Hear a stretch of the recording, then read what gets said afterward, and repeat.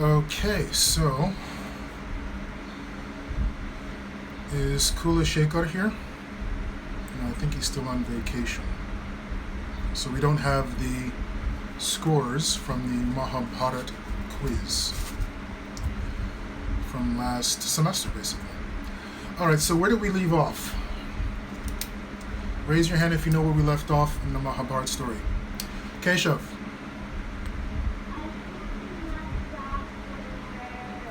I don't really remember. Okay, anybody else want to give a try?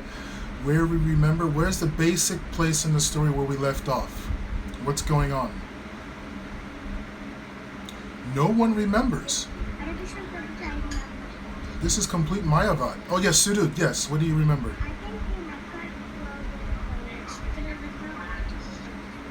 Yes, Chitrarat was telling many stories about Vashishta Muni, right?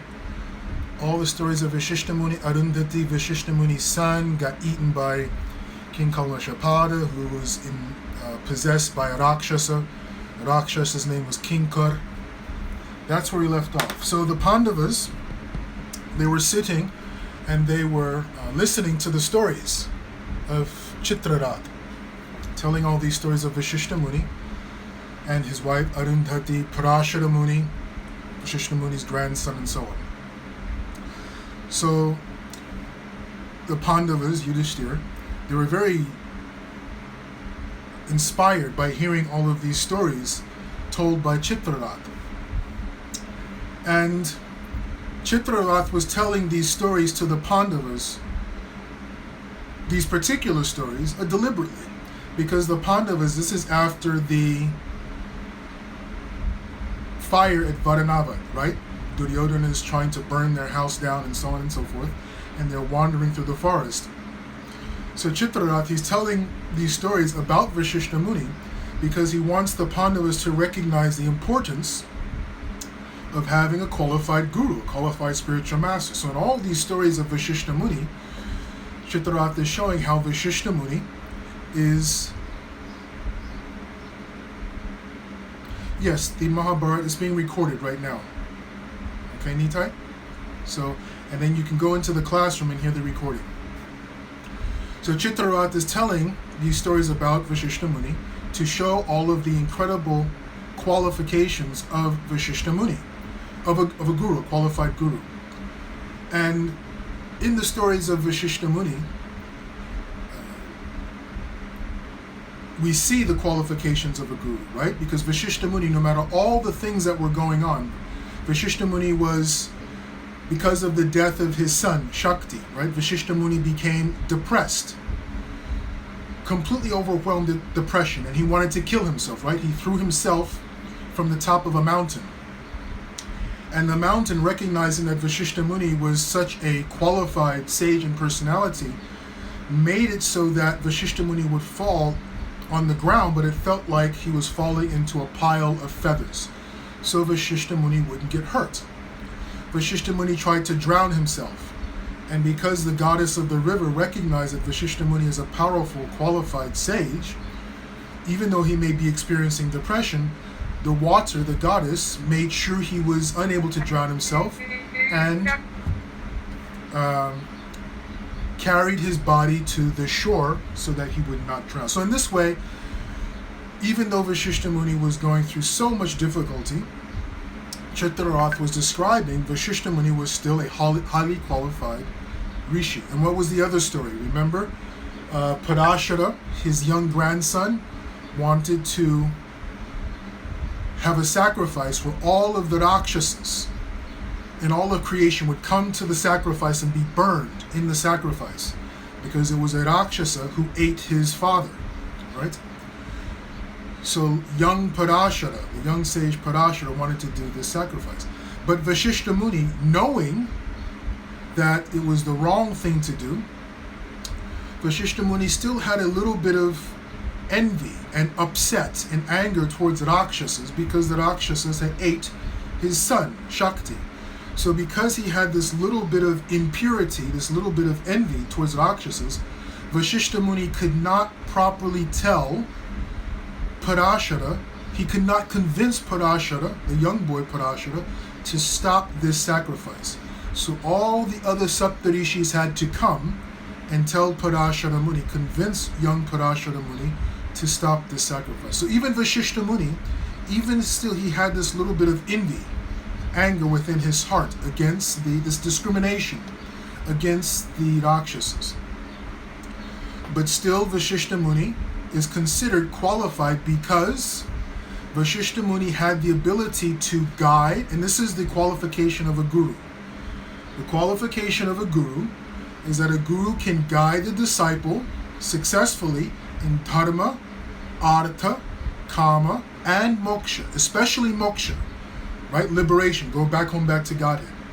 But the guru has these four qualities. The guru can guide the disciple successfully in dharma, how to live a righteous, virtuous life. The guru can give instruction to the disciple how to do this. Artha, the guru can explain to the disciple how important it is for the disciple to learn various skills, to develop various aspects of knowledge so that the disciple can succeed here in this life. Kama, the guru can explain and guide the disciple how to take care of the material senses, the material body, how to deal with the material desires, how to deal with the material mind. The guru gives guidance. And of course, the guru gives guidance on moksha, how to go back home, back to Godhead. So these are the qualifications of a guru. And Chitrarath is telling all these stories about Vashishta Muni so that they recognize it. Even though Vashishta Muni has so many other, sometimes he gets depressed, sometimes he discriminates against Rakshasas because he's upset and angry, he wants to kill himself. Yes, all those things are there, but Vashishta Muni is still a qualified guru because he always helped his disciples in these four areas: dharma, artha, kama, and moksha.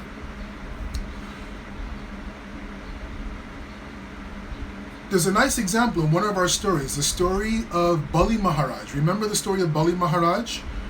Raise your hand if you remember the name of Bali Maharaj's guru. Who remembers the name of, there's 20 of you here.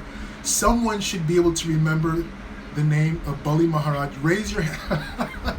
Some of you are flapping away. Okay, don't call it out, just raise your hand if you know the name of Bali Maharaj's guru. Okay, Surud, Bali Maharaj's guru. Sukracharya, yes. Sukracharya, now this is a very good example of a qualified guru, or the difference between a qualified guru and a non-qualified guru. Sukracharya was a very qualified guru in terms of dharma, artha, and kama, right?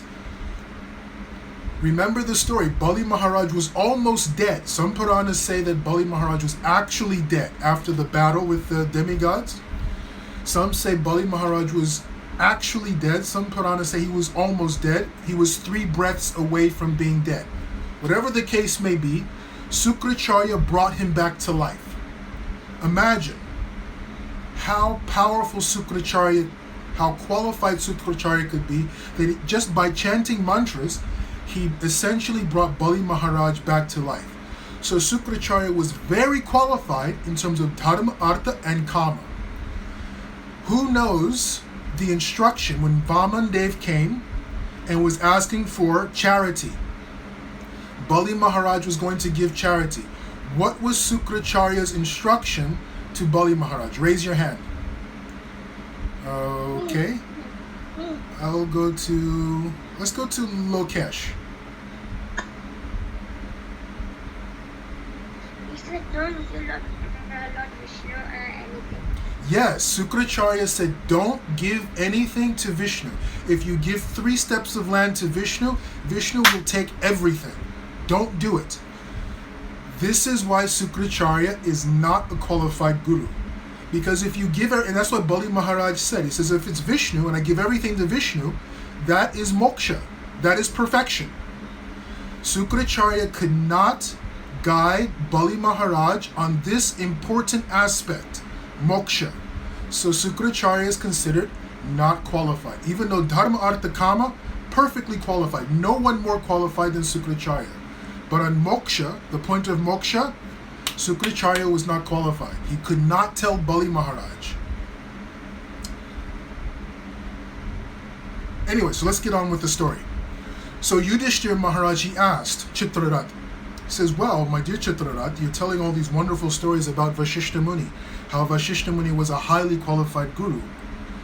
We don't have a guru. How can we find a qualified guru? Where can we find a qualified guru?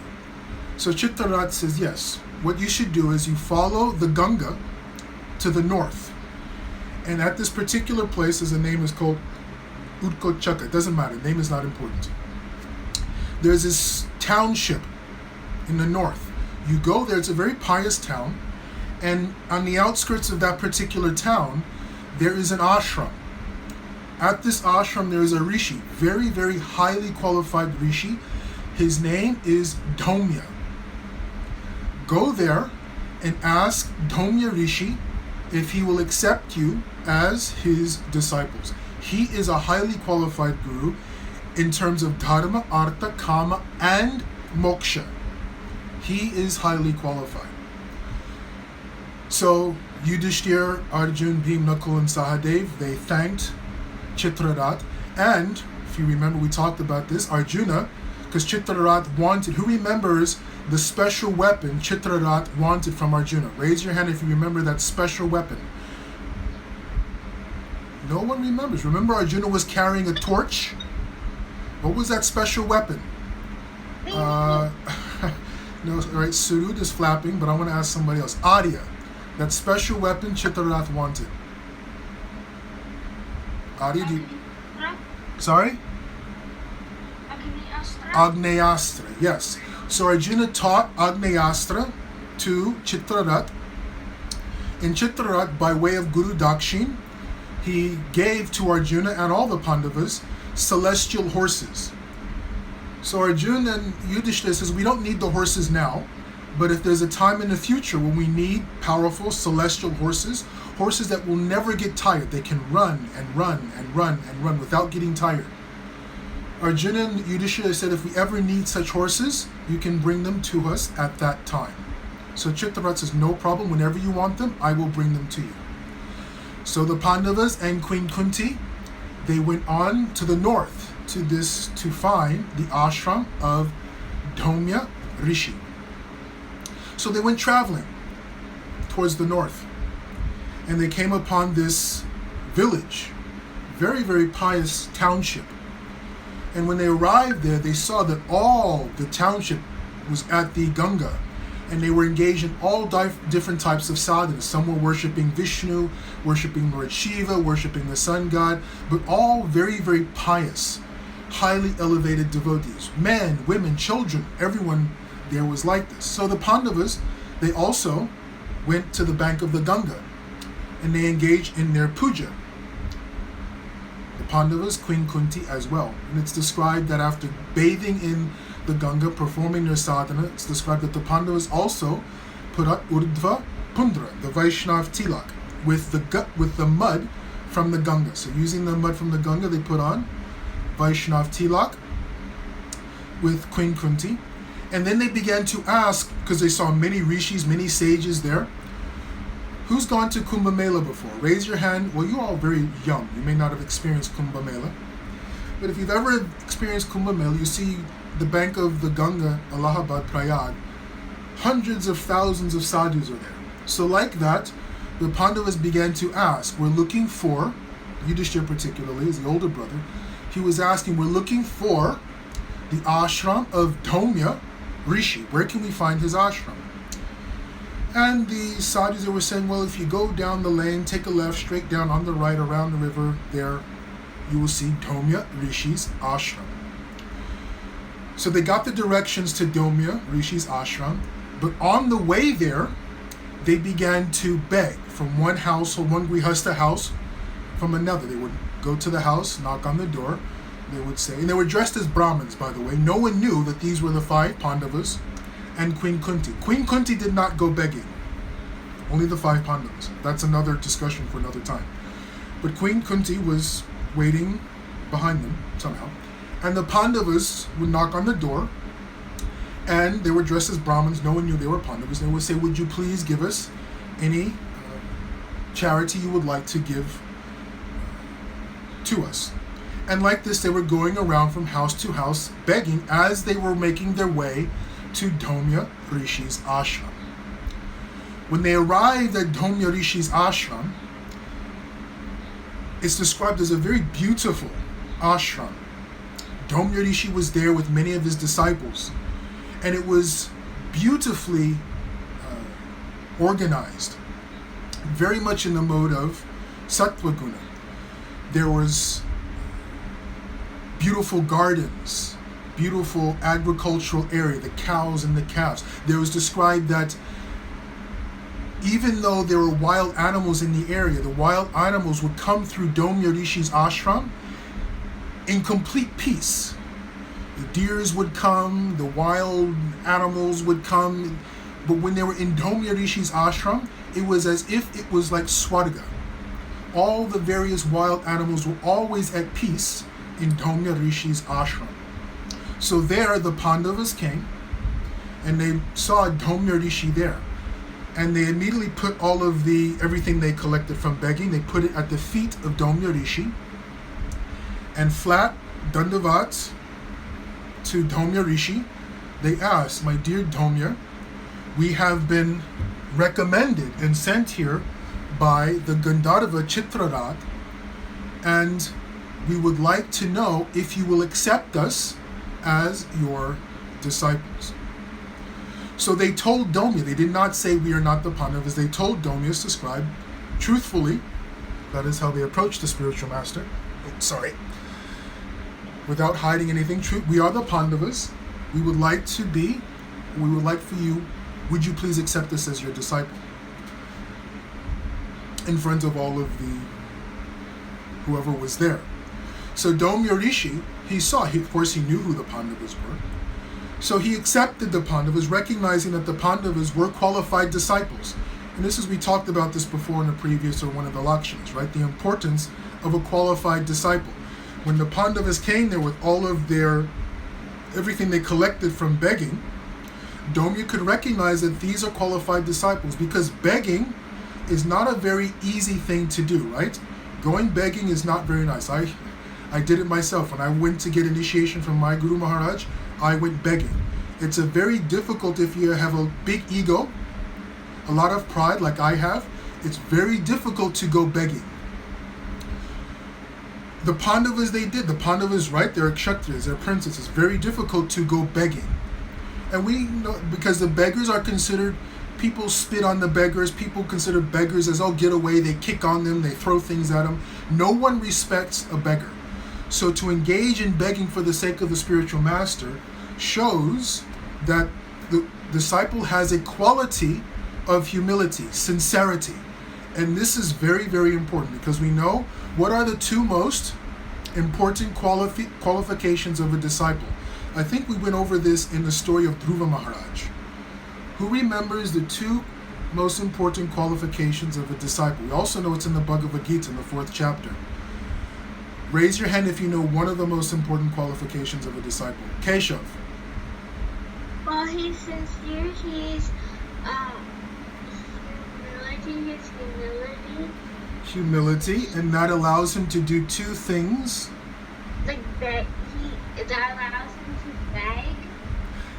Yes, I'm going to say, well, just because we're running out of time, I'm going to say there's two things we talked about this before. Yes, Gopal. Can everyone see in the chat? Gopal put in one of the most important qualities. Look in the chat and someone raise your hand and read what Gopal put in the chat, please. Open the chat, see what Gopal's answer was. Service, seva. Seva, yes, service. In order to do service, if you have pride, if you're not sincere, you cannot do service for very long, right? If I'm very proud and someone tells me, Maha Visnu, you should go and serve Lokesh. I'm thinking, who is this Lokesh? He's just one small child. I'm not going to serve Lokesh, because there's pride, right? If someone tells me, Maha Visnu, go and beg for Lokesh, I would think, I'm not doing any begging for this Lokesh character, because there is some pride, right? The second thing is pariprashnena, submissive inquiry. Not just prashna means to question, to inquire. Krishna calls it pariprashna. Pariprashna means sincere inquiry. Sincere inquiry means, I'm going to use an example for Lokesh, just to tease Lokesh. Lokesh is an excellent student, but this is just for the example, just to tease someone. Say if Lokesh says, Maha Visnu, Mahashai, do you know how many legs a caterpillar has? Now, I have no idea. Not me. Let's say Lokesh asks the guru, my dear guru, I'm not a guru, so I won't use myself as an example. But Lokesh asks his guru, my dear Gurudev, do you know how many legs a caterpillar has? Now, Gurudev may not know, right? Because Lokesh, he's a big doctor, he's a PhD, he has so much education, he knows, but the guru doesn't know. Lokesh is asking this question because he knows the guru doesn't know, but he wants to show that I know. I have PhD, I'm a big doctor, I went to biology class, I know that a caterpillar has 200, 100 legs.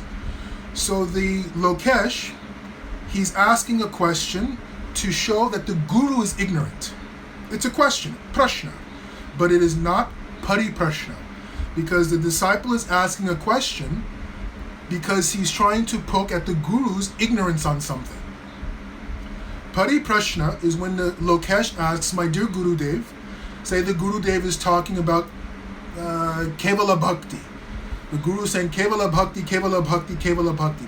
Lokesh is an engineer, he's a doctor, he has huge education, great. But Lokesh, he has no idea what Kevala Bhakti is. And Lokesh raises his hand because Lokesh is a qualified disciple. He raises his hand, he says, Gurudev, what is Kevala Bhakti? So that is Pariprashna because Lokesh is showing my ignorance. I don't know what Kevala Bhakti is. Please, my dear Gurudev, tell me what is Kevala Bhakti. So teach me because I am ignorant. This is Pariprashna. This is a sincere question. So this is the qualification of a guru. So, all right, enough of that. Let's get back to the story. So Dhaumya Rishi, he could see that the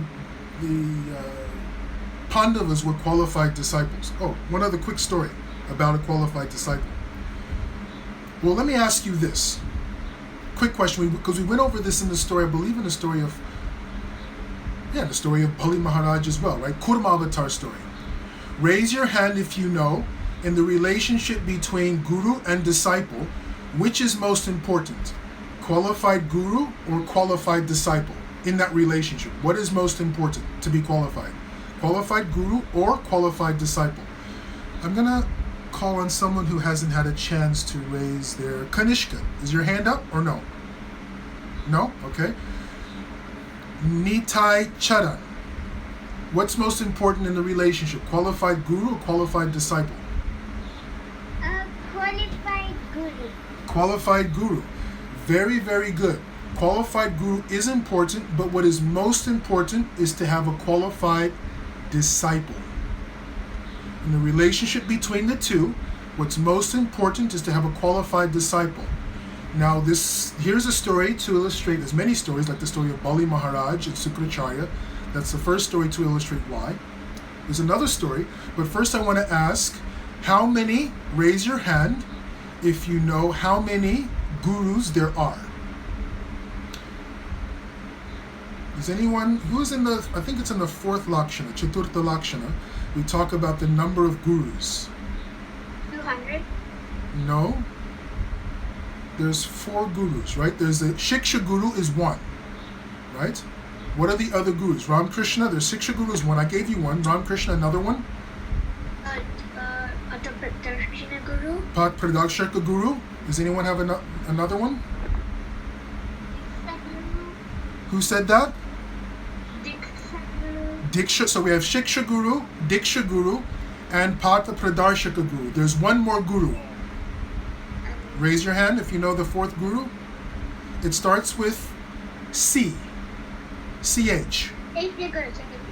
Who said that? Who's me? Lokesh. Oh. Chaitya Guru. Yes, Chaitya Guru. Lokesh, who is Chaitya Guru? Paramatma. Yes, Chaitya Guru is within the heart. So if we are a qualified disciple, Chaitya Guru within the heart will guide us. There's a story. at the end of the Mahabharata, we'll have the story, well, I'll tell it now. Krishna was shot by an arrow into his foot. And he used this excuse to say, it is time for me to go back home, back to Godhead. So all of Krishna's family, the entire Yadu dynasty, they got into a big fight. They killed one another.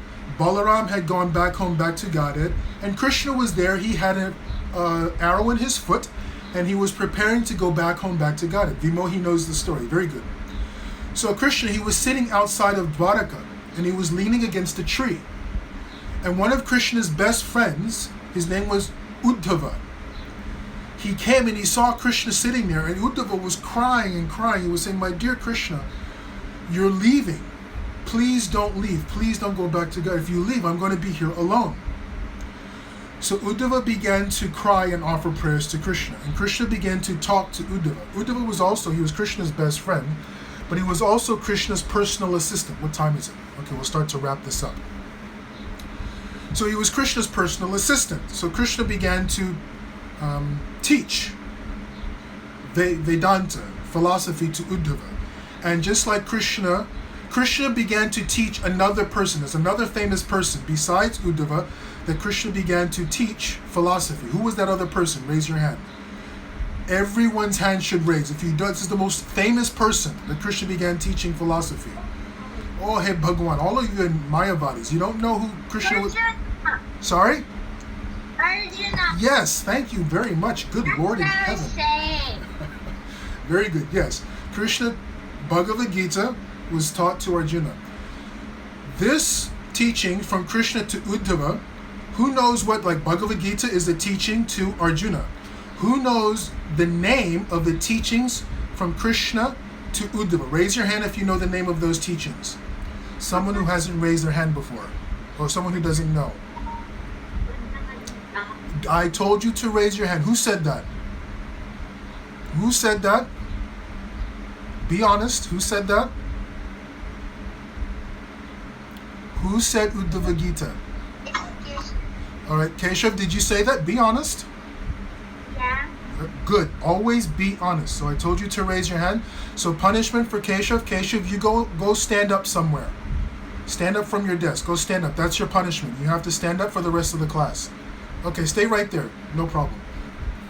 No, stand up. Stand up. Stay standing. Class will finish in 2 minutes. Okay. But Keshav, you're right. Very good. So let's all applaud. Keshava was right, but he did not raise his hand. So he's punished for not raising his hand, but he got the right answer. So Krishna's teaching to Uddhava is called Uddhava Gita. All right, Keshav, sit down now. So Krishna was teaching Uddhava. He says, my dear Uddhava, and he began to teach Uddhava. He says, you have to engage in sadhana, so on and so forth. So Uddhava was saying, who's going to teach me when you are not here? Right? You are my guru, my dear Krishna. When you're gone, back home, back to Godhead, there's no who's going to teach me. Krishna told Uddhava this story. He says, in our dynasty, Krishna came in the Yadu dynasty. He says, in our dynasty, there was a king, King Yadu. He was ruling the Yadu dynasty, and because he was a very powerful, he was a very righteous and responsible king, King Yadu, he would go out in the kingdom, and he would personally check. He would go on tours of the kingdom. He would personally see how everyone in his kingdom, how they were doing. This is what a leader should do. Be personally involved in the welfare of their subjects, their subordinates. King Yadu was doing this. He came across this Avadut Brahman. Avadut means someone who is completely self-realized. They may be covered in dirt, they may be wearing something, may not be wearing something, sometimes they eat, sometimes they're not eating, but they're completely self-realized, they're always in a joy of Brahman, Brahma Sukha. And King Yadu, he saw this self-realized young Brahman as well, Avadut Brahman. And he says, my dear Avadut, how is it that you have become so self-realized, or you become self-realized at such a young age? Generally, young people, they're going around having parties, dancing, and doing all kinds of craziness.